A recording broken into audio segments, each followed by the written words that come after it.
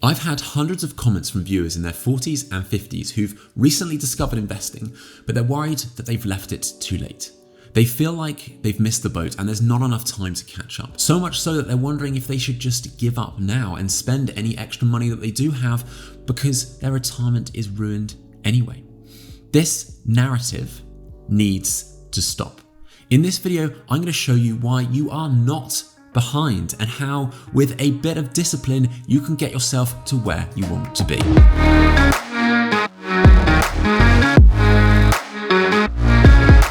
Hello and welcome back to the channel. If you're new here, hi, my name is James. I'm a financial planner and this is a place where you can learn to make smarter financial decisions. One of the first videos I ever made was called 8 Rules for Investing in Your 20s and 30s. And that video has actually got the highest ratio of comments to views of any video I've put out, with most of those comments coming from older people who were saying that they wish they had started investing sooner. And what triggered those comments was an example that I used to demonstrate the power of compound growth.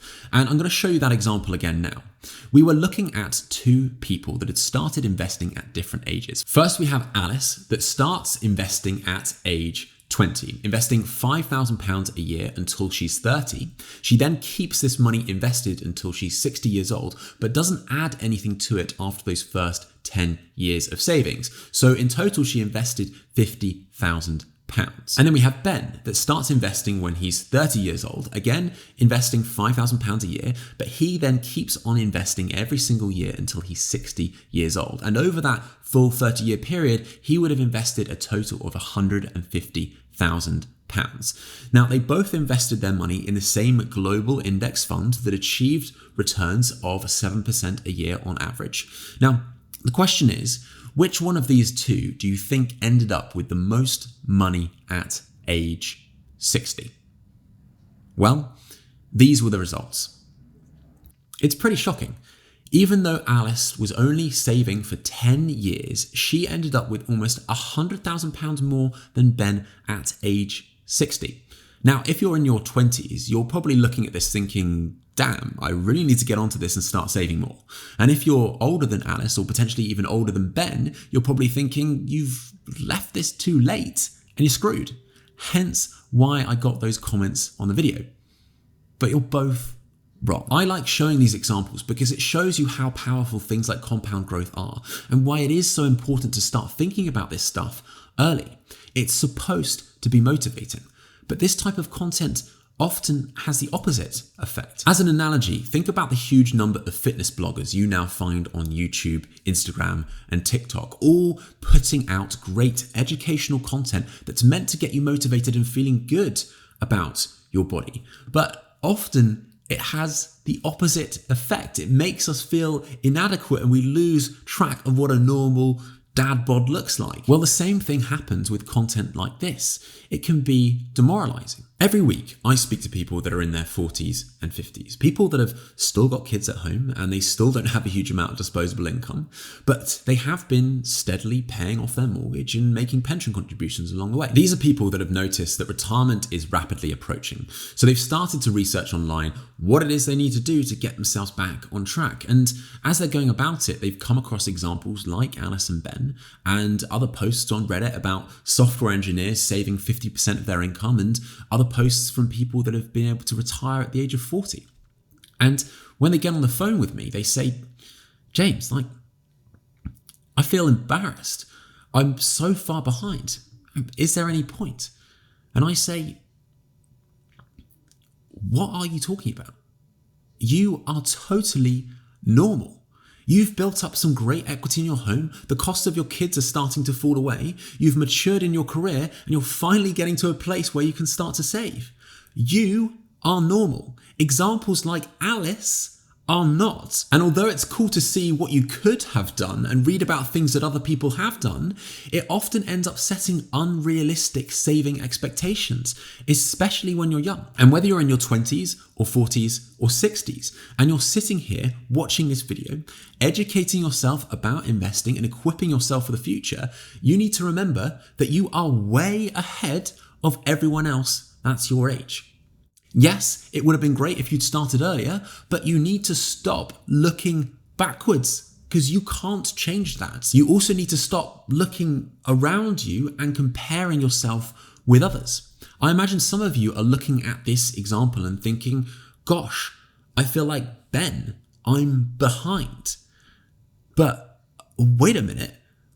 Ben is absolutely smashing it. It's only because we're comparing him with Alice that he looks behind. It's like when you're driving along the motorway and somebody else comes speeding along past you and all you're focused on is how much faster they're going than you, but you forget about the fact that you're already bombing along at 70 miles an hour. You need to stop looking backwards and grumbling about the mistakes that you've made. You need to stop looking around you and comparing yourself with other people.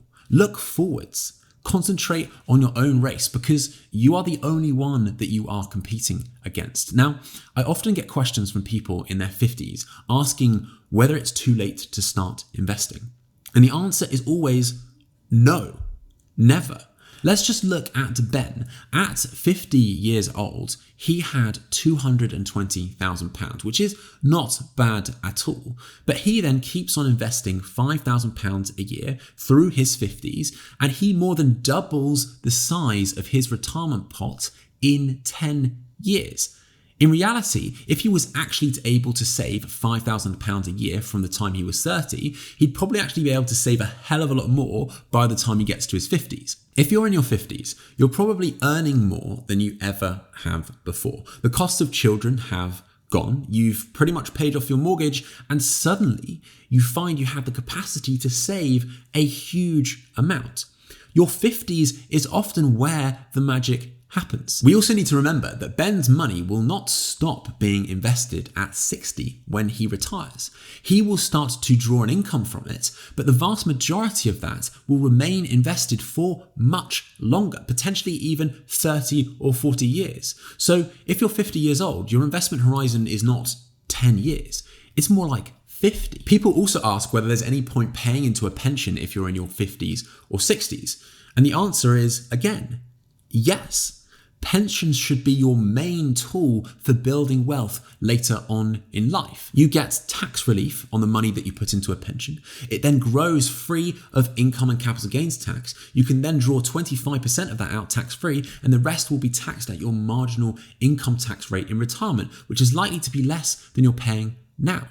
The only downside, literally the only downside to a pension is that you can't access them until you're 55. But you're already there. So that's not a problem at all. On that original video that I made talking about how you should be investing in your 20s and 30s, I got a lot of comments from people asking for specific content about how they should be investing in their 40s and 50s. And to be honest, guys, there's not much difference at all. The strategies that you should be following in your 20s and 30s are exactly the same as you should be following in your 40s and 50s. It's really not as different as you might think. Now, I know you're probably sitting there watching this video on your own, perhaps feeling a little isolated. You're thinking about this uphill battle that you're going to have to fight on your own. But you need to remember that you are not alone. This is the demographic of my viewers. And as you can see, it's quite a bit older than you might expect. Almost half of you are over 45. And as you can see from the results of a recent poll I did, over 50% of you that are in your 40s or 50s only started investing in the last 5 years. You are not alone, but I know that seeing stats on a screen like this does not bring to life the fact that there are literally hundreds of people just like you watching this video right now. So to bring this community to life, if you do have a question or perhaps you have a story to tell, I would love to hear about your journey. So please do leave a comment down below because it's your comments that make other people realize that they are not alone and that we're actually all in this together. Now, as I said before, when you do finally retire, your investing journey does not stop there. In fact, you're probably only about halfway through. You now need to keep your money invested and try and maximize the income that you can draw from it, which is why you should now watch this video here, where I talk you through the 3 simple steps that you need to follow to maximize your income in retirement. I'll see you there.